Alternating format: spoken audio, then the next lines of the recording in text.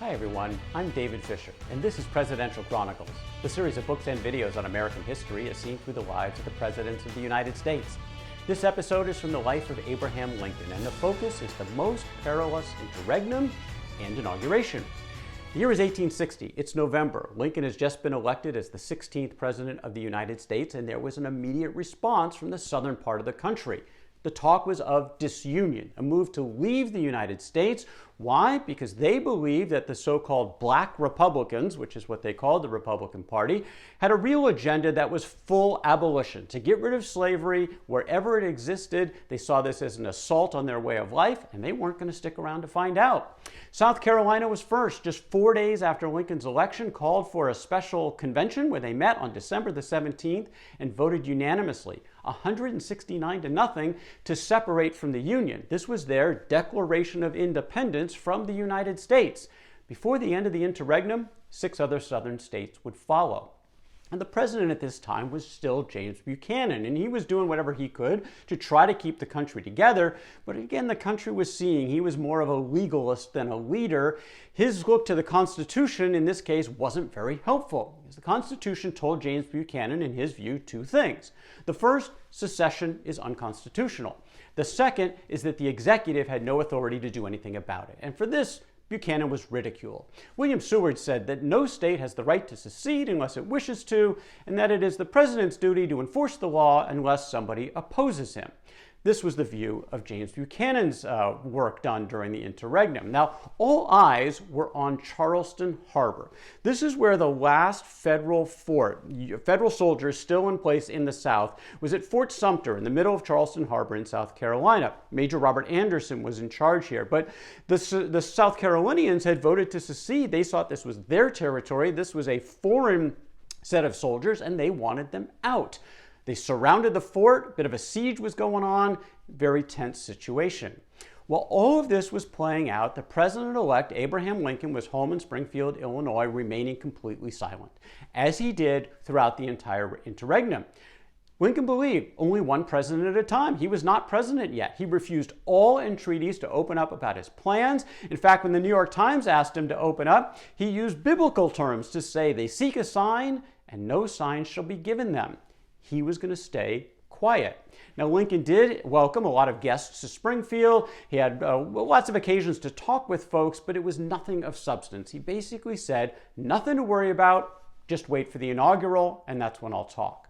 He did make one public statement, sort of indirectly. There was a celebration in Springfield, and Senator Lyman Trumbull from Illinois, Lincoln was a supporter of, was one of the speakers. And Lincoln gave him a couple of lines to say on his behalf about this. And when Trumbull spoke, he said, "Each and all of the states will be left in as complete control of their own affairs respectively, and at as perfect liberty to choose and employ their own means of protecting property and preserving peace and order within their respective limits, as they ever have been under any administration." Again, nothing to worry about here, but the country was worried. In fact, it was frantic.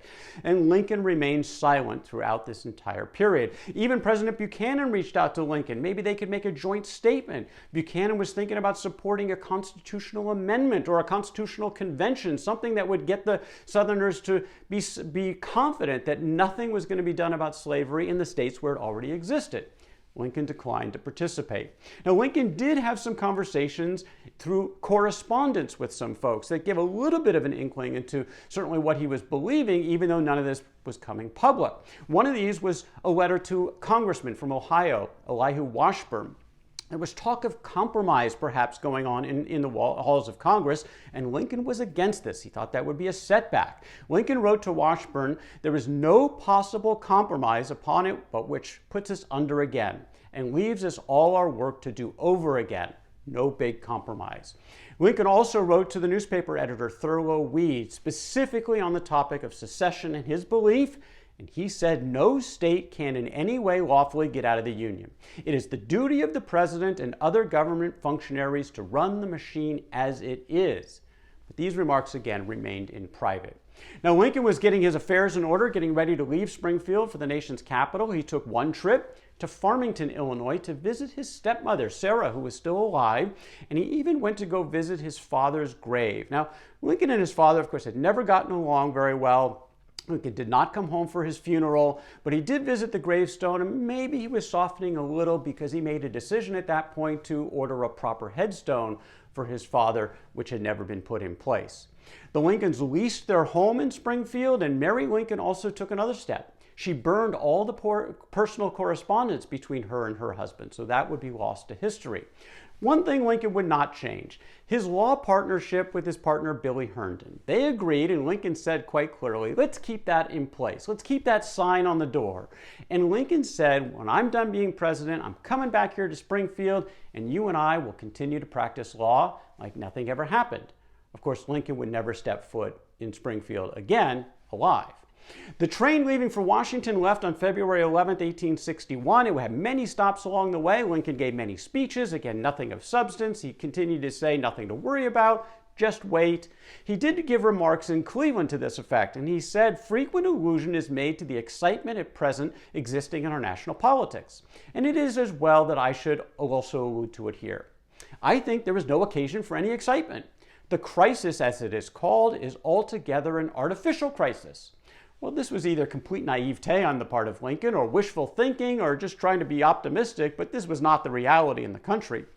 The country was fracturing, states were seceding. A lot of people wanted to know what Lincoln thought, and he wasn't ready to talk. Lincoln got a bit of a jolt of this reality when he arrived in Philadelphia on this train journey, where he was going to give some remarks, and he was warned about a planned attack. Frederick Seward, who was the son of William Seward, who had been against Lincoln for the presidential nomination on the Republican ticket, Frederick Seward was there and said, look, we have intelligence that there is going to be an attack on your train trip from Philadelphia through Baltimore to Washington. Baltimore being kind of a hotbed of Confederacy supporters, and they were very worried. Well, Lincoln got a lot of death threats throughout his presidency, and he mostly just brushed them off. But he did take this one seriously enough to change his plans. His family and supporters would go on as originally planned, but he was going to leave early. And he did it with a very small group, just him, Allan Pinkerton, the detective, and his friend and sort of new bodyguard, Ward Lamon, who would be at his side throughout much of his presidency. They left, small party, left early, arrived in Baltimore about 3:30 in the morning, changed trains in less than an hour. They were on their way. Arrived in Washington at 6 a.m., 10 hours earlier than planned, and there were no issues. Lincoln spent the next few days at the Willard Hotel across the street from the White House. He was pulling together his cabinet. He was also working on his inaugural address. He must have known this was going to be one of the most important speeches in American history. It was a tense day on March 4th, 1861. Sharpshooters were arrayed around the city just in case some violence might break out. Lincoln met with James Buchanan, the outgoing president, and they went over in Buchanan's carriage to the Capitol for the swearing-in ceremony. Hannibal Hamlin, the VP, actually took his oath first in the Senate chamber. Then they all went out to the east front of the Capitol, where Lincoln took his oath of office and finally gave his inaugural address. He opened up with, again, the South, you have nothing to worry about. Lincoln said, I have no purpose directly or indirectly to interfere with the institution of slavery in the states where it exists. I believe I have no lawful right to do so, and I have no inclination to do so. That said, secession, not allowed. According to Lincoln, I hold that in contemplation of universal law and of the Constitution, the union of these states is perpetual. Perpetuity is implied, if not expressed, in the fundamental law of all national governments. It is safe to assert that no government proper ever had a provision in its organic law for its own termination.